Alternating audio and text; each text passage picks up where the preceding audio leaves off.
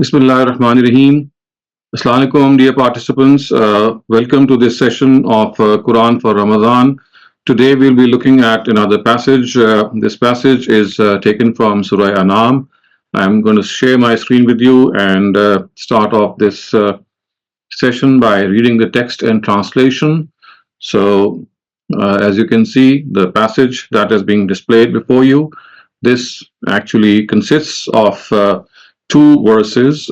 These two verses, they are from Surah Al-An'am, and if you look at these verses, they have a very important message. The message that we can gauge from these two verses, of course, relates to our own moral being. To be precise, these are verses 151 and 152. So they start off, Bismillahir Rahmanir Rahim. قل تعالوا أتل ما حرم ربكم عليكم ألا تشركوا به شيئا وبالوالدين إحسانا ولا تقتلوا أولادكم من إملاق نحن نرزقكم وإياهم ولا تقربوا الفواحش ما ظهر منها وما بطن ولا تقتلوا النفس التي حرم الله إلا بالحق ذلكم وصاكم به لعلكم تعقلون ولا تقربوا مال اليتيم إلا بالتي هي أحسن حتى يبلغ أشده وأوفوا الكيل والميزان بالقسط لا نكلف نفسا إلا وسعها وإذا قلتم فاعدلوا ولو كان ذا قربى وبعهد الله أوفوا ذلكم وصاكم به لعلكم تذكرون. Tell them, come, I shall tell you what your Lord has forbidden to you. Do not associate anything with him. Treat your parents with kindness, never be unkind to them, and kill not your children for fear of poverty. We provide you also, and shall provide them too. And do not even go near vulgarities, whether they are open or hidden. And do not kill without justification any soul forbidden by God. These are the things God directs you to do so that you use your intellect. So these are the things God directs you to so that you use your intellect, and do not go near the wealth of an orphan except in the way that is better for him until he reaches maturity, and weigh with honesty and full measure. We do not burden a soul with more than it can bear. And when you speak, speak the truth, even if the matter is about your own relatives, and fulfill God's promise. These are the things God directs you to so that you can receive a reminder. So, viewers, once again, you can see, as is the case with some other passages in the Quran, the three major sins are mentioned in one verse, of course, they being polytheism, associating someone with God, adultery, and killing someone. So, these are the three things that have been mentioned emphatically. And as we can see that these major sins, which when mentioned in this way, they are actually a means of jolting us, they are a means of shaking us and letting us know that these three sins, they have to be avoided at all cost. The fact that we should not associate anyone with God, of course, is something that we know from our own human nature. We know that before being created, the Almighty had actually taken a promise from all of us, and that promise actually meant that He had said that, am I not your Lord? He had asked this question, and all of us had replied in the affirmative and said, Bala, which means yes, why not? And this, although we don't remember this incident, it was a real life incident. All our souls were brought to the presence of God, and He asked them, that you now witness me, and if I am able, if you're able to see me now in this situation, then you should not forget this. So, and this should not be in any excuse to you on the day of judgment that you would say that I have not recognized God, or that I was in the way of my forefathers, and hence I could not appreciate the fact that I have to bow down before the one and only God. So this excuse would not be accepted, that you are going to follow the ways of your forefathers. So the Quran has emphatically said here and at a number of places that as far as monotheism is concerned, this is something which is a natural understanding and a natural appreciation of what we have of God in our own souls. God is one, and that is something that we recognize, and that is something that we always acquires to. At the same time, the Almighty says that had this been any different than what we have been telling you all along, then I would have been the first to tell you that I have partners. And in the absence of any such partners, or in the absence of any such information that could have reached you, if you impute partners to me, then this is like imputing falsehood to me, and that falsehood is something God says that is unforgivable if it is done deliberately. And as is the case with the Quran, you've seen this at other occasions also, that as soon as the rights of God are mentioned, often is the case that the rights of the parents are also mentioned. And this case is also, in this instance, is no different. So you can see right behind what is mentioned regarding God to not associate partners with Him, the very next thing is mentioned, the right of the parents also. And it says, Wabil walidaini ihsana. Treat your parents with kindness, with humility. And we know from other instances in the Quran that parents are the ones who have brought us into existence, of course, with full affection. We were placed in their laps and they cared for us. And all their affection is something that is quite natural to us. And particularly when we grow old, we have to be we must reciprocate this, although we can never be able to reciprocate it in the true sense of the word. But the least we can do at this instance is that we have to respect our parents. When they grow old, they behave like children. They start doing the same. I mean, they're acting the same in the same way as children do. And it is here that we have to be patient. We have to always acknowledge the fact that this is how the world has been created, that children, they grow, they become adults, and then they turn back to that original age in which they behave like the children themselves. So you need a lot of patience, you need a lot of affection for parents who are elderly, and that has to be done at all costs. So so in today's world, this is something of a very special direction that we have to follow, that seldom do we find time for our parents, seldom do we have that attention focused on them. Yes, it's easy for us to hire people to look after them. It's easy for us to provide for their financial needs. But you know what? The most important thing that they need is this emotional presence of their children around them. Emotionally present children mean that they talk out their heart to them, they sit by them, they are able to share their experiences, even if it's a very small experience. The mother and the father wait for you in the evening when you come back from work to hear what happened. And if you're able to communicate this to your parents, even the minutest of details which might not be of any significance, but believe me, this is something which they wait for, and it actually makes their day. So connecting to our parents emotionally, connecting to them in a way that they feel they should not feel in any way that they are lonely in this world, because one of the greatest tragedies of the modern world is that in spite of being around their children, parents still feel lonely, because mentally at times children are not present with their parents. Being in the same room, they might be working away on their own phones or on their own particular gadgets without realizing that they have a mother and a father sitting on the sofa right next to them. So being mentally present for them, emotionally present for them is something that is of immense importance, and it is like something that we need to remind ourselves continuously. So wabil walidaini ihsana is something that the Quran has precisely for this reason repeated a lot of times. وَلَا تَقْتُلُوا أَوْلَادَكُمْ مِنْ إِمْلَاقٍ نَحْنُ نَرْزُقُكُمْ وَإِيَّاهُمْ.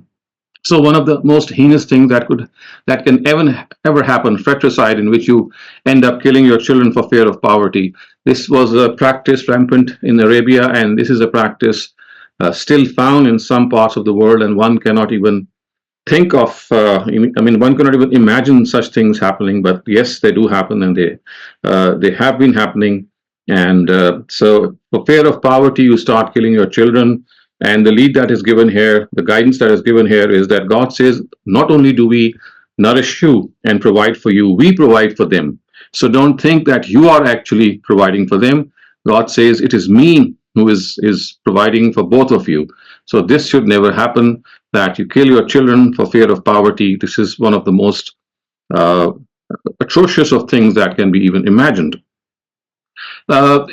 وَلَا تَقْرَبُوا الْفَوَاحِشَ مَا ظَهَرَ مِنْهَا وَمَا بَطَنَ, and do not even go near vulgarities, whether they are open or hidden. So, of course, vulgarity is something that can be absolutely manifest, it could be hidden, but whatever the case, whether it's your mind who is wandering and doing these things, or whether you are doing so through some outward experience, both of them are forbidden, because we have discussed this, that all acts of lewdness, they are actually instrumental in making a person addictive to them, and not only addicted to them, but at the same time losing focus and attention from your spouse, and that is of paramount importance. So once again, the most important institution of the family, which of course is the building block of a society, is something that God wants to be protected at all costs, and anything that in any way can dent it, any way can that it, something can jeopardize it, is always put to proscription by the Almighty. So obviously, the reason being here that if you are more responsive and focused towards your spouse, and even if you're not married and you are indulging in these vulgarities, you would hardly know that before long you'll be addicted to some of these things so very much that even after your married life, you'll be continuing in this vein, which is of course detrimental for the family that is at hand. So family has to be protected, and anything that damages the family is something that has to be avoided. The next thing which is mentioned is وَلَا تَقْتُلُوا النَّفْسَ الَّتِي حَرَّمَ اللَّهُ إِلَّا بِالْحَقِّ, that don't even think of killing someone except through a just cause, of course, which means that if that person has been guilty of killing or is guilty of spreading anarchy in the land, and that too has to be done by the state. No one can take the life of any person in lieu of the life taken. That has to be done by the state. ذَلِكُمْ وَصَّاكُمْ بِهِ لَعَلَّكُمْ تَعْقِلُونَ. These are the things God directs you to, so that you use your intellect. And this is something that you have to understand, that whether it's killing of a person, whether it's killing out of poverty, whether it's associating partners with God, and whether it is indulging in lewdness and vulgarities, all these things, they are directed by God to be abstained from, and you have to use your mind, and with a sound mind you can avoid these things. وَلَا تَقْرَبُوا مَالَ الْيَتِيمِ إِلَّا بِالَّتِي هِيَ أَحْسَنُ حَتَّى يَبْلُغَ أَشُدَّهُ, and that do not even go near the wealth of an orphan except in the way that is better for him, until he reaches maturity. Of course, we have discussed this earlier also. The Quran does not want in any way for the guardians of an orphan to tamper with their wealth in any way, and this should not be the case, that you consume their wealth thinking that they'll soon reach maturity and then you'll have to hand back their wealth. So this is something that is absolutely not on. They are given in our trust. You have to be true guardians of all orphans.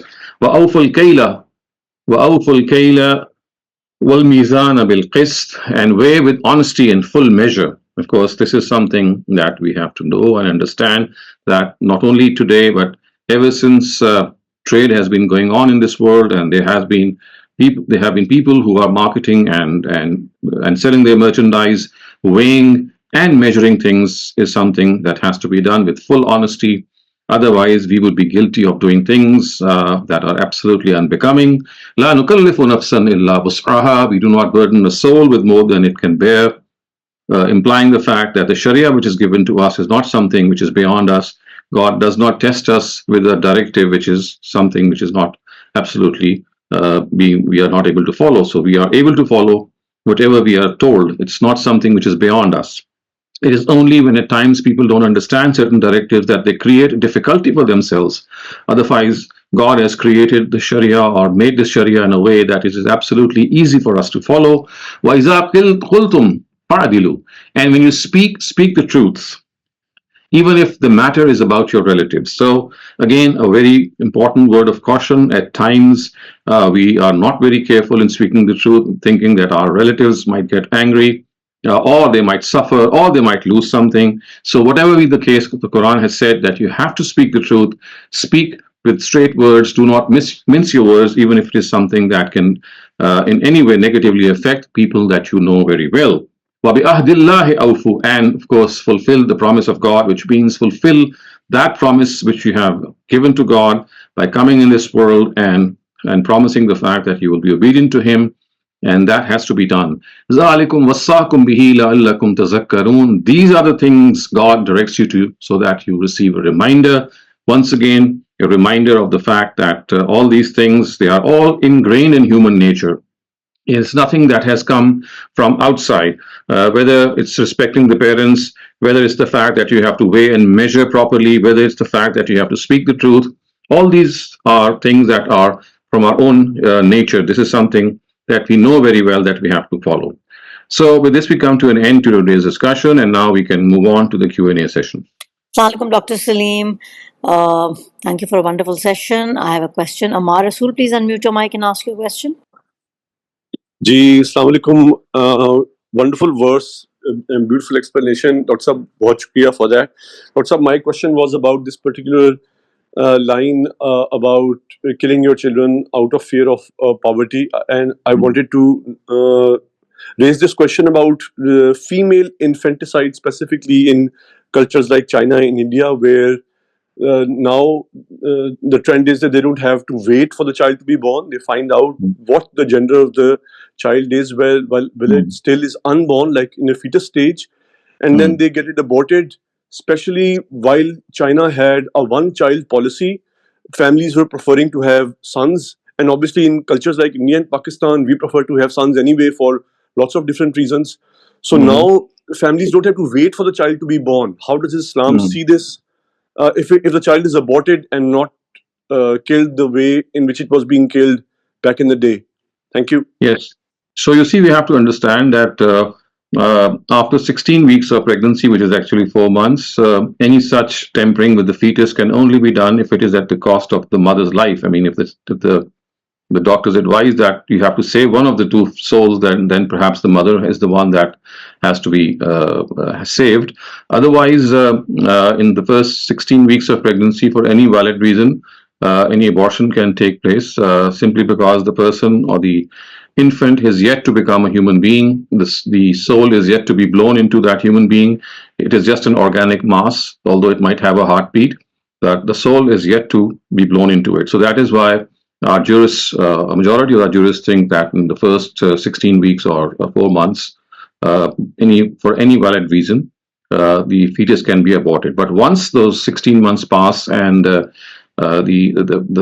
soul is blown into the organic mass, it becomes a human being, and then you just cannot tamper with that. For any tampering with that, fetus would be tantamount to actually murder, which is absolutely forbidden. Thank you, Dr. Saleem. Baran Ashur, please unmute your mic and ask your question. Assalamu alaikum wa rahmatullahi wa barakatuh. Wa alaikum salam. Sir, in relation to the question I asked yesterday, alhamdulillah, not only did I get married, but also we are expecting our first child in a few months. And we were wondering, when we were thinking about names, do we have to give Islamic names with beautiful meanings, or does the name we give with a certain meaning impact the character or the personality of the child? So, for example, if we give a very, that was basically my question. Like, does a name we give, or they also say about the month in which a child is born with the horoscopes and stuff. So I was wondering about that. So you can give any good name which has any good meaning. It could be of any language. It could be from Arabic or Turkish or German or French. Giving a name is a cultural thing. The only thing is that the name should not reflect some aspect of polytheism, or maybe something in which there is a tall claim, which of course is not something which is, I would say it's against humility, because there are certain names in which you, for example, I know someone who has, who, for want of a better translation, so in Urdu, he was named as Shandar, someone who has majesty, someone who has splendor. So, I would say that this is like a tall claim. It's just, I think names should have that ring of humility. Similarly, we know that Abu Bakr, his original name was Abdul Kaaba, which means that he's someone who worships the Kaaba. In the sense that Kaaba is God to him. So the Prophet actually had that name changed. So unless these names have this ring to it, there is absolutely no restriction to keep the name that you like. It could be from any language.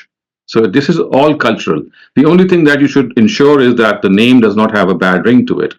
And as far as the effects of the name is concerned on the personality of the child, this is not scientifically proven as yet.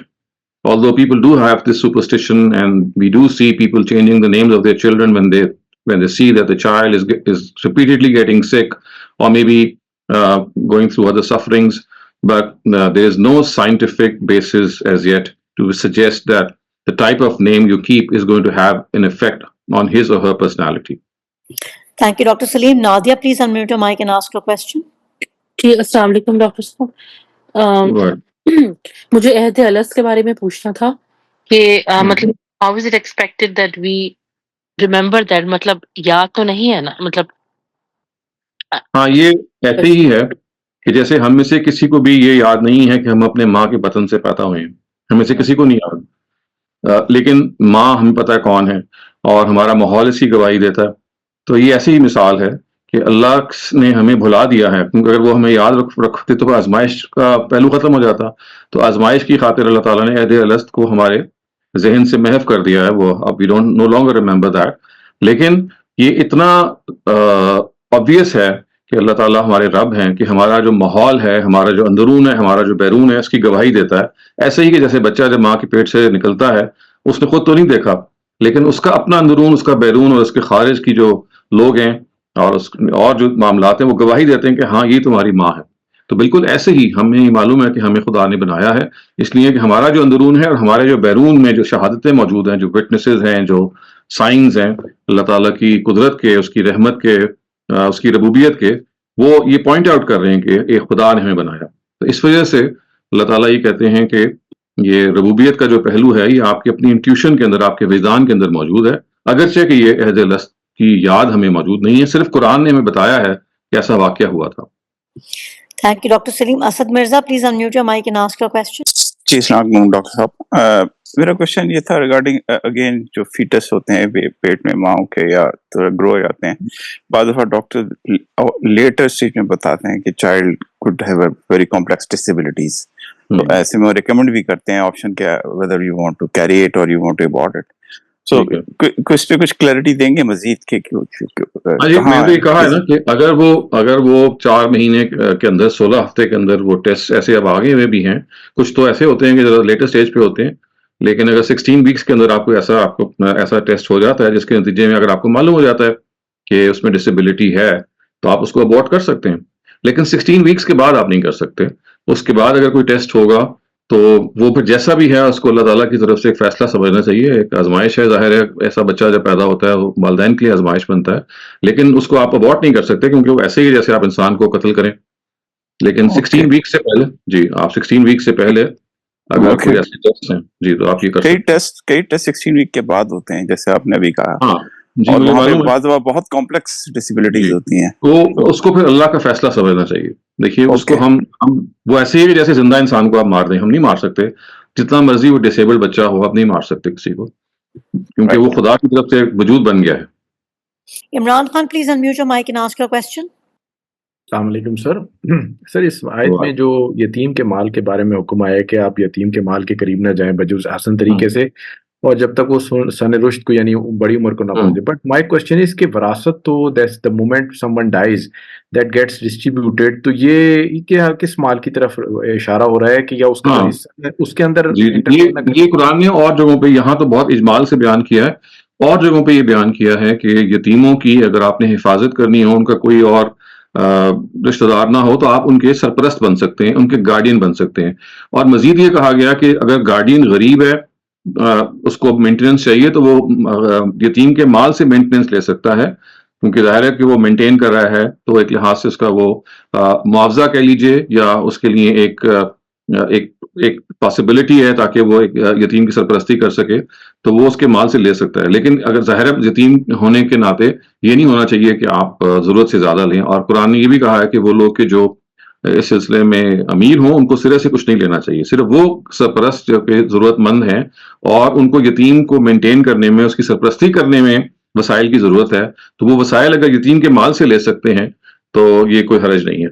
لیکن یہ نہ ہو کہ آپ اس کو ہڑپ کرنا شروع کر دیں یہ سوچ کے کہ بھائی یہ یتیم جب بڑا ہوگا, کیونکہ مال واپس کرنے کا بھی حکم ہے نا جب یتیم بڑا ہوتا ہے. تو یہ ان یتیموں کی بات ہو رہی ہے کہ جو انڈر ایج ہیں, جو ابھی ینگ ہیں اور ان کو ضرورت ہے سرپرستی کی. Thank you, Dr. Saleem. Sadia Said, please unmute your mic and ask your question. جی السلام علیکم ڈاکٹر صاحب. میرا سوال بھی یہی اس سے ریلیٹڈ ہے کہ اگر یتیم کی وراثت کو اگر اس کی ماں بھی گارجین ہو اور وہ کفالت کر رہی ہو اور جب تک بچے بڑے ہو جائیں مگر اس کے درمیان میں ماں شادی کر لے دوسری, تو اس ماں کا رائٹ تو ختم ہو جاتا ہے اس انہیریٹنس سے جو یتیموں کی جو ان کے پہلے شوہر سے ان کو ملی ہو. نہیں, آپ ان کی اپنی کی بات کر رہی ہیں یا ان کے بچوں کی بات کر رہی ہیں؟ جی میں بچوں کی بات کری تو اس پہ حق کس کا ہوتا ہے؟ اس ماں کا جو صرف گارجین بن کے اس کے نہیں دیکھیں یہ تو دو الگ چیزیں ہیں نا. جب اس کے ہسبینڈ کی ڈیتھ ہوئی ہے تو کچھ اس کی وراثت میں آئے گا جو ماں کی وراثت جو بیوی ہے, اور کچھ بچوں کی وراثت میں آئے گا. تو بچوں کے نام جو بھی چیز ہے وہ ضروری نہیں کہ ورثے میں ہو, بعض دفعہ ایسی بھی ہوتا ہے کہ زندگی میں والدین کچھ ان کے نام کر جاتے ہیں. تو جو کچھ بھی پراپرٹی بچے کی ہے وہ نشان زد ہے. We know that share either it's from inheritance or it could be a gift from the life of the father. تو اس میں ماں جو ہے وہ نارملی اگر ماں کو تو اس کی ضرورت ویسے نہیں ہوتی عام طور سے. یہ ان گارجینس کی بات ہو رہی ہوتی ہے کہ جو آؤٹ سائڈ دا فیملی ہوتے ہیں, چچا ہے یا کوئی اور ہے. ماں تو ظاہر ہے کہ اس تصور میں نہیں ہوتی کہ اس نے کوئی بچے کی وراثت سے کچھ لینا ہے. ایک بہت ایکسٹریم کیس ضرور ہو سکتا ہے کہ جہاں ماں بھی اتنی ضرورت مند ہو کہ اس کو بچے کی وراثت سے اس کی تربیت یا اس کے لیے اسکولنگ کا خرچہ کرنا ہو, تو that is something else. لیکن اگر وہ اس کی شادی ہو جاتی ہے جیسے آپ نے کہا, تو اس شادی کے بعد بھی وہ اگر فرض کیجئے بچہ اسی نے دیکھنا ہے تو وہ یہ کام کر سکتی ہے کہ وہ جو کچھ بھی اس بچے کی امانت اس کے پاس ہے وہ اسی پہ صرف کرے. یعنی ماں کو دیانتداری سے یہ کرتے رہنا چاہیے. ہاں اگر کوئی اس میں نظر آئے کوئی فاؤل پلے ہے تو ایک کورٹ آف لا جو ہے پھر اس طرح کے ساتھ ماں کو ڈبار بھی کر سکتا ہے یا کوئی اور سرپرست کو بھی اپوائنٹ کر سکتا ہے. لیکن وہ تبھی ہے کہ سامنے کوئی فاؤل پلے آپ کے سامنے آئے, کوئی میل پریکٹس ہو یا کوئی میلیفائڈ انٹینٹ کسی کا ہو. جی شکریہ بہت بہت. تھینک یو ڈاکٹر سلیم. غزالہ اپنا سوال کر لیجیے آپ اب. جی ڈاکٹر صاحب, ایکچولی آج یہ اتفاق مجھے ہوا ایک ڈیتھ پہ جانے کا, تو وہاں پر مجھے وہاں کچھ بحث مباحثہ شروع ہو گیا. کچھ لوگ کہہ رہے تھے کہ اب آپ لوگ سپارہ پڑھیں, کچھ کہہ رہے تھے کہ کلمہ پڑھیں, کچھ کہہ رہے تھے کہ میت کے اٹھنے سے پہلے کچھ نہیں پڑھنا ہوتا, کچھ نے کہا کہ سورۃ بقرہ صرف پڑھیں. تو آئی ڈونٹ لائک اٹ. میرا یہ ذاتی خیال ہے کہ اگر آپ وہ میت کو اس کا کوئی فائدہ نہیں بھی ہو رہا تو ایٹ لیسٹ اگر آپ کے ہاتھ میں سپارہ ہے تو آپ چپ تو بیٹھے ہوئے نا, باتیں تو نہیں کر رہے. تو یہ کیا ہمارا, آپ کیا اس کے بارے میں سجیسٹ کرتے ہیں کہ کیا ہونا چاہیے اس وقت تک؟ دیکھیں ہمارے ہاں یہ موت کی رسومات کے اندر بہت سارے تجاوزات ہیں. سب سے اچھا تو یہ ہوتا ہے کہ آپ کوئی دعائیں پڑھیں. آپ فون کھول لیں اپنا اور فون میں آپ ٹائپ کریں مغفرت کی دعا یا prayers for forgiveness.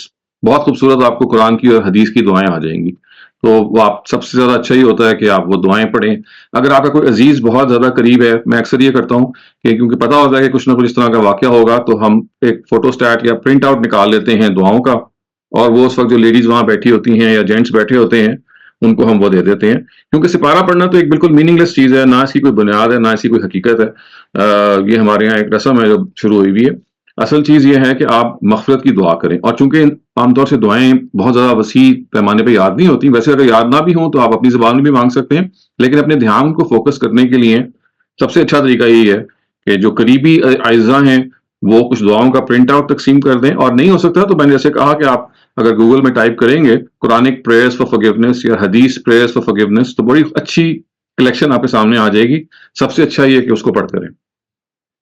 Thank you, Dr. Thank you, Dr. Saleem. Yeah, I have a question in the chat. Somebody is asking, can they name children after prayers like Isha? کر سکتے ہیں. مطلب فجر بھی لوگوں نے رکھا ہوا ہے نام, بھی لوگوں نے فجر نام رکھا ہوا ہے. مطلب odd, it's something odd, لیکن چونکہ today to give an odd name is the name of the game. آج کل ایسا ہی ہوتا ہے, رکھنے کو رکھا جا سکتا ہے. What about names like recommended, دیکھیں recommended یہ ہے کہ that you give some meaningful name. یعنی کوئی ایسا ہو کہ جس میں نام کا اچھا مطلب ہو. کیونکہ ایک کامن سینس کی بات ہے نا کہ بھی آپ ایسا نام کیوں رکھیں کہ جس کا کوئی بہت امپیکٹ یا کوئی بہت میننگ فل نام نہیں ہے. مطلب this is just a common sense thing that name should have a good meaning, something that they convey. Right. Okay, thank you so much, Dr. Saleem. I have another chat question. Is giving, wait, the question just disappeared. Is giving Eidi to poor people counted as Sadaqah? صدقہ یا زکوٰۃ آپ کر سکتے ہیں. زکوٰۃ اور صدقے کو یعنی اب دو چیزیں الگ الگ ہیں. اگر تو آپ نے صدقۃ الفطر دینا ہے جو عید الفطر پہ ہر ایک پہ فرض ہوتا ہے تو وہ ظاہر ہے آپ کو دینا چاہیے, اور وہ عید کی نماز سے پہلے ہے جو آپ کو دینا چاہیے. لیکن اس سے علاوہ اگر آپ نے کسی غریب کو آپ مدد کر رہے ہیں اور وہ عیدی کے طور پہ آپ اس کو دے رہے ہیں تو بالکل آپ اس کو زکوٰۃ اور خیرات کے زمرے میں کاؤنٹ کر سکتے ہیں. Okay, thank you. Ahmed, please unmute your mic and ask your question. السلام علیکم سر. میرا کوشچن یہ تھا کہ حضرت عائشہ کی عمر جو بیان ہوئی ہے 9 سال, غامدی صاحب کو میں نے اس کے بارے میں سنا تھا اور دیگر علماء کا بھی جو اس کا انکار کرتے ہیں. پہلا تو کوشچن آپ سے یہ ہے کہ جو یہ فرائی اسکول آف تھاٹ ہے یا جو بھی لوگ اس کا انکار کرتے ہیں وہ اس کی ایتھیکل ریزنز کی وجہ سے انکار کرتے ہیں, پلس جو ہسٹری سے ہمیں معلومات پتہ لگتی ہے یہ. اور دوسری چیز یہ تھی کہ اگر ہم اس کا ڈینائی کرتے ہیں کہ وہ 9 سال کی نہیں تھیں تو اس کا معنی یہ سیکنڈ آٹومیٹکلی نکل آتا ہے کہ جو صحابہ کرام کی جماعت تھی یا جو اس دور میں مسلمان موجود تھے ان کے یہاں بھی 9 سال کی عمر میں شادی کا رواج نہیں تھا. مطلب 12-13 سال میں تو ظاہر ہے ہر جگہ ہو جاتی تھی پوری دنیا کے اندر ہی. تو یہ دوسرا کوشچن ہے میرا شارٹ. اس میں آپ کا سوال کیا ہے سر سوال تو آپ پہلا تو یہ کر دیا نا. نہیں پہلا یہ کہ جو 9 سال کا انکار کرتے ہیں جو اسکول آف تھاٹ ہے وہ ایتھیکل کنسرن کی وجہ سے انکار کرتا ہے. پہلا یہ تھا. دوسرا حصہ یہ تھا کہ سوال تو یہ کہ وہ ایتھیکل سے تو زیادہ کامن سینس کی کنسرن ہے کہ 6 سال کی بچی سے شادی کی کیا وجہ ہے, جبکہ دیکھیں نا شادی کی کچھ وجوہات ہیں. ایک کمپینین شپ ہے, ایک گھرداری ہو سکتی ہے, ایک یہ ہے کہ پہلے سے آپ کی اولاد ہے اس کے بارے میں آپ کوئی نگرانی چاہتے ہیں. تو 6 سال کی بچی تو نہ آپ کا کمپینین بن سکتی ہے نہ وہ جو پہلے سے موجود اولاد ہے اس کی کوئی نگہداشت کر سکتی ہے, تو وہ تو خود نگہداشت کی محتاج ہے, اور نہ اس کی عمر میں کوئی اس طرح کی گھرداری ہوتی ہے. تو یہ سوال پیدا ہوتا ہے نا کہ یہ ضرورت کیوں پیش آئی ہے. یعنی انسان کوئی کام جب کرتا ہے تو اپنے ذہن کو حاضر ناظر کر کے جب کرتا ہے تو کوئی وجہ ہوتی ہے نا. تو ان وجوہات میں سے بظاہر کوئی بھی نہیں لگتی کہ 6 سال کی بچی سے جو پوری ہوں. پھر مزید یہ ہے کہ تاریخی طور پہ یہ بالکل ثابت ہے کہ یہ 6 سال میں ہوا ہی نہیں معاملہ. یعنی ہسٹوریکلی ہمیں پتہ ہے حضرت اسما جو ہیں وہ حضرت عائشہ سے 10 سال بڑی ہیں. حضرت اسما کا انتقال ہوتا ہے 73 ہجری میں 100 سال کی عمر میں. 27 سال ان کی عمر تھی جب ہجرت کا واقعہ ہوا. حضرت عائشہ کے بارے میں یہ معلوم ہے کہ ان کا نکاح ہجرت سے پہلے ہو گیا تھا, اور رخصتی مدینے میں آ کے 2 سال کے بعد ہوئی ہے. اگر 27 سال ان کی ہجرت کے وقت عمر تھی حضرت اسما کی اور وہ 10 سال بڑی ہیں حضرت عائشہ سے, تو اس کا مطلب ہے کہ ہجرت میں حضرت عائشہ کی عمر 17 سال ہے, اور اس کے بھی 2 سال کے بعد جا کے رخصتی ہوئی ہے, تو وہ تو عمر ہی 19 سال بنتی ہے. اور یہ مطلب یہ تو کوئی ایسی کیلکولیشن نہیں ہے جس کے لیے آپ کو بہت دور جانا پڑے. ہماری جو ہسٹوریکل ہسٹری کتابیں یہ کیلکولیشن بتاتی ہیں. پرابلم جہاں پہ پیدا ہوئی ہے وہ بخاری کی روایت ہے. دیکھیے سمجھنے کی ہمیں جو ضرورت ہے وہ یہ ہے کہ چونکہ بخاری کی روایت میں ایک چیز آ گئی ہے تو ایک روایت سے چونکہ ہمارے ہاں اس کا روایت کا تقدس بہت بن گیا کہ بخاری میں جو چیز آ جائے وہ غلط نہیں ہو سکتی. تو یہ صرف مسئلہ وہاں سے پیدا ہوا ہے, ورنہ ظاہر ہے کہ کسی بھی لحاظ سے ایک 6 سال کی بچی, خاص طور سے جب ہسٹوریکل ایویڈنس بھی اس کے خلاف ہو, یعنی یہ ایک ناقابل فہم ہے واقعہ جو کوئی کرے گا, اور پیغمبر تو اس سے بالکل بعید ہے کہ کوئی ناقابل فہم کام کریں. دوسرا part Thank you, Ahmed. We need to stop you. We're over time. Thank you so much. You've asked your question. There's another question, Dr. Saleem, and then we'll be ending. Can ladies going through menstrual cycle fast in Ramadan? نہیں دیکھیں, ladies which are going through menstrual cycle, they have been asked not to fast, not to pray, and not to do tawaf, and they have to make up for their missed fasts outside of Ramadan. This is something that has been handed out to us as an established practice of Prophet's decision. So 3 چیزیں وہ نہیں کر سکتی, باقی تمام عبادات وہ کر سکتی ہیں. نماز نہیں پڑھ سکیں گی, روزہ نہیں. نماز کی قضا بھی ان کو کرنے کی ضرورت نہیں, نمازیں بہت ہو جاتی ہیں, بس روزے کی قضا کرنی پڑے گی ان کو.